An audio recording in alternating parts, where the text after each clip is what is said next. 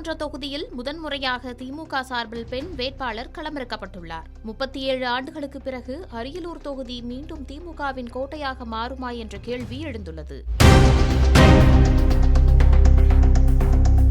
தமிழக சட்டமன்ற தேர்தலில் அரியலூர் தொகுதிக்கான திமுக வேட்பாளராக லதா பாலு அறிவிக்கப்பட்டுள்ளார்.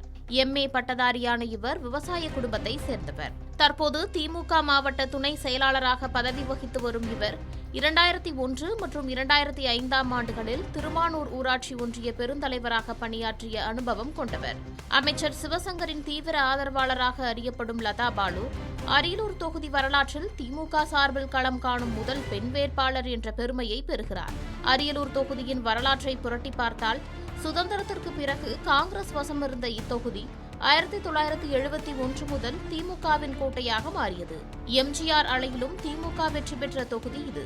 1977, 1980 மற்றும் 1989 ஆகிய ஆண்டுகளில் அஞ்சா நெஞ்சன் அரியலூர் ஆறுமுகம் வெற்றி பெற்று திமுகவின் பலத்தை நிரூபித்தார். ஆனால் அதன் பிறகு நேரடி போட்டிகளில் திமுகவுக்கு தொடர் சறுக்கல்களே மிஞ்சின. பெரும்பாலான தேர்தல்களில் கூட்டணி கட்சிகளுக்கே இத்தொகுதி ஒதுக்கப்பட்டு வந்தது. 2016இல் திமுக சின்னத்தில் கூட்டணி கட்சி வேட்பாளர் வெற்றி பெற்றாலும் அது கூட்டணியின் வெற்றியாகவே பார்க்கப்பட்டது. இந்நிலையில் நீண்ட இடைவேளைக்கு பிறகு தொண்டர்களின் எதிர்பார்ப்பை நிறைவேற்றும் வகையில் தற்பொழுது திமுக நேரடியாக களமிறங்கியுள்ளது. கடந்த 5 ஆண்டுகால திமுக ஆட்சியில் பெண்களுக்கான பல்வேறு நலத்திட்டங்கள் செயல்படுத்தப்பட்டுள்ளன.